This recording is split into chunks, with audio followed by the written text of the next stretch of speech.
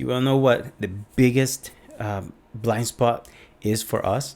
And I call it a blind spot very specifically because it's there.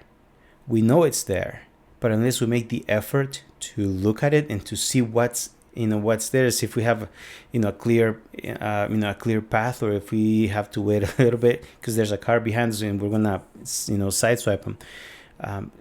We have to put effort to be aware of it. And for us as parents raising our kids, the biggest blind spot that we have is our inability to understand that we're not raising our kids for the world that we grew up in. We're not raising our kids for the world that we're living in, that they're living in right now. We are raising our kids for a world that we have no idea what it looks like. If you have little ones, maybe that's 10 years, maybe that's 15 years down the road for you.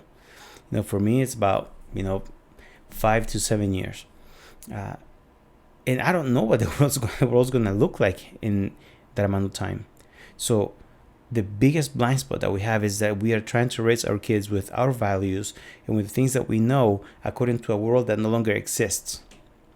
And, if we're vigilant, hopefully we're trying to prepare them for the world that we're in right now, which is massively more helpful than trying to raise them with those things that we grew up with.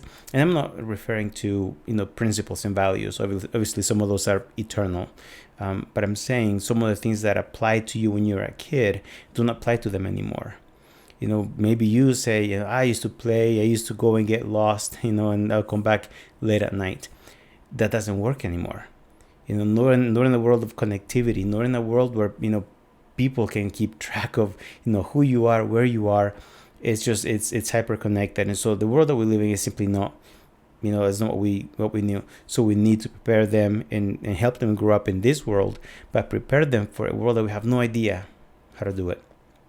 And so I had a conversation with my son exactly about this point, one of the many times that I've messed up, and I told him that my biggest fear was that I don't know how to raise, at that time, a 13-year-old, because I had never had a 13-year-old before then, right? I'm trying to do the best that I can, but it's so important for me to raise him the right way because, again, I don't know what the world is going to look like. I wish I had a crystal ball and I knew exactly what was going to happen. Maybe I can make some money that way too. I can make some investments, but I don't have that.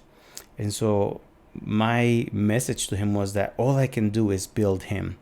I can only build you the best, strongest, most airtight version of my son, so that when he gets to that world, whatever that is, you're able to make the right choices, you're able to make the right decisions, and you're able to navigate life because you have strong principles, strong bases, because I've taught you to think the right way. I've taught you to consider the consequences of things. Again, just build the best version of you. And, and it is scary, right? It's a blind spot. It is a scary blind spot, but we will have it. Ignoring it isn't going to make it go away. Ignoring it isn't going to cause anything to magically take care of it for you. You and I, as parents, as fathers, we have to be aware of this. We have to be ready to have these conversations, and more than anything, make a great effort in trying to prepare our kids for what's to come. What do you think?